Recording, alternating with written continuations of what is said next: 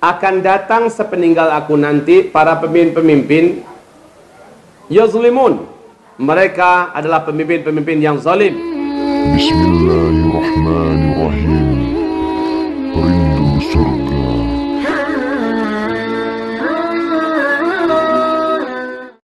Berikut ini hadis yang sangat keras tentang akhir zaman.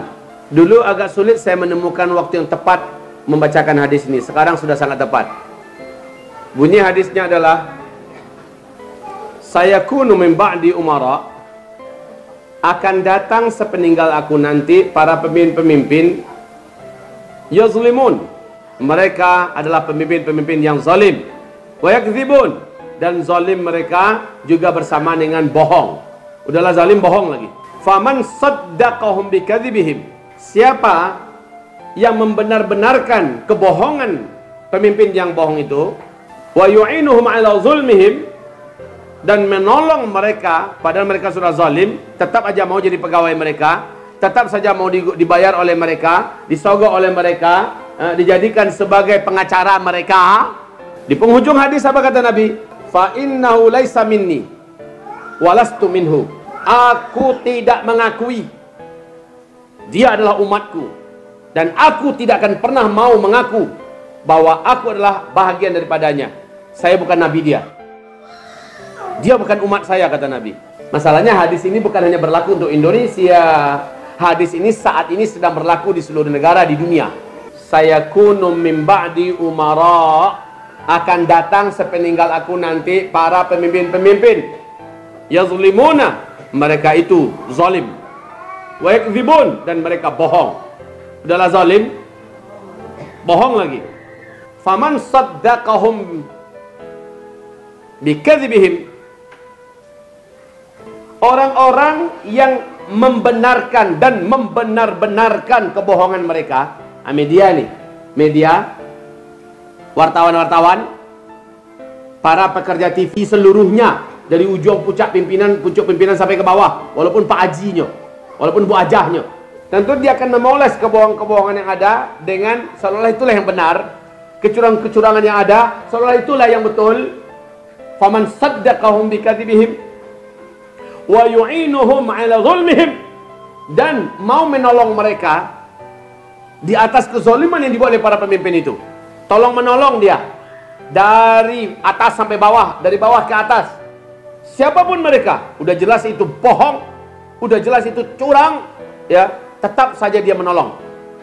Maka mereka yang melihat kecurangan yang luar biasa, sempurnanya, sogok menyogok hidup, aktif, politik uang dan sebagainya, masuk di situ. Siapapun, apakah pucuk pimpinannya atau bagaimanapun, ya, siapapun saja yang memang mereka dengan sengaja membela, menolong kecurangan yang ada, kebohongan yang ada, kezaliman yang ada, masuk di situ. Masuk di apanya? Masuk di hadis. Fa innahu laisa minni, dia itu bukan dari kelompok umatku. Kalau begitu Nabi keluarkan dia, Anda termasuk umat saya doh. Hah? Kamu tidak termasuk dari umat saya. Walastu minhu, dan aku juga bukan dari bahagian dia. Dia bukan umat saya bukan nabinya. Begitu maksudnya. Udah selesai. Maka ibu-ibu yang kami muliakan, sekarang sudah menjadi sorotan dunia internasional. Ingin membela kejujuran, syahid mereka dianggap syuhada. Karena mereka mencoba membela dan memperjuangkan kebenaran. Demi Allah, orang-orang yang melakukan kecurangan itu seluruh mereka adalah maling, seluruh mereka adalah dan mereka memberikan saksi yang palsu. Dosa terbesar setelah syirik adalah syahadatuz zur. Syahadatuz zur, syahadatuz zur. Mereka akan membawa bendera khusus nanti, mereka ditancapkan bendera, dan bendera itu khusus untuk para orang-orang yang curang dulu di dunia. Akhirat mereka jual, mereka beli dunia. Mereka beli dunia, mereka jual akhirat. Mereka nggak akan dapat tempat apa-apa di akhirat nanti. Orang-orang yang curang. Maka kata Nabi, lastu minhu, fa innahu laisa minni, dia bukan umatku dan aku bukan nabinya. Wala yati ilayyal hub, dan dia tidak akan saya izinkan bisa meminum air dari telaga saya. Berarti siapapun yang tidak diizinkan oleh Rasulullah meminum dari air telaganya, maka orang itu dicokok oleh malaikat, kemudian dilemparkan ke dalam neraka.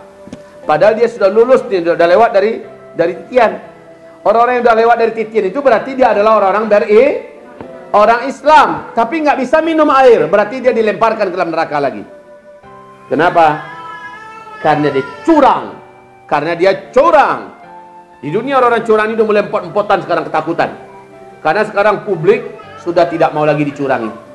Publik sudah bangkit dan sadar bersama-sama. Hasbunallah ni'mal wakil, ni'mal maula wa ni'man nasir. Tapi alhamdulillah, insyaallah nanti dengan izin Allah, ketegasan seorang pemimpin yang cerdas ini didampingi para ulama-ulama rabbani yang melihat dengan cahaya Allah, insyaallah Indonesia akan kembali bisa distabilkan. Setelah itu baru ekonomi akan menjadi stabil kembali, harga-harga menjadi stabil, semuanya akan menjadi tertib, keadilan akan kembali tegak. Amin ya rabbal. Pulau Harapan sudah dekat sekali. Sabarlah kita dalam mendayung, sabarlah kita dalam mendayung, jangan ribut pula, jangan kerasa-kerusuk ini terbalik.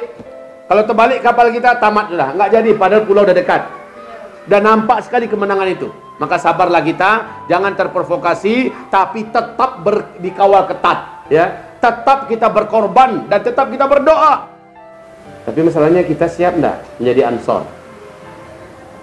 Ketika orang-orang hijrah kemari, siap enggak kita menjadi ansor?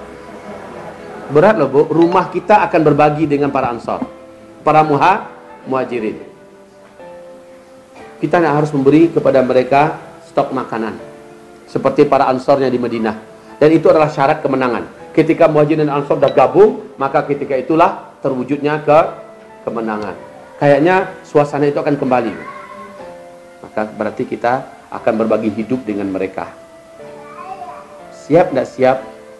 Kalau kita orang beriman, pasti kita akan mempersiapkan diri kita. Bismillahirrahmanirrahim. Rindu surga.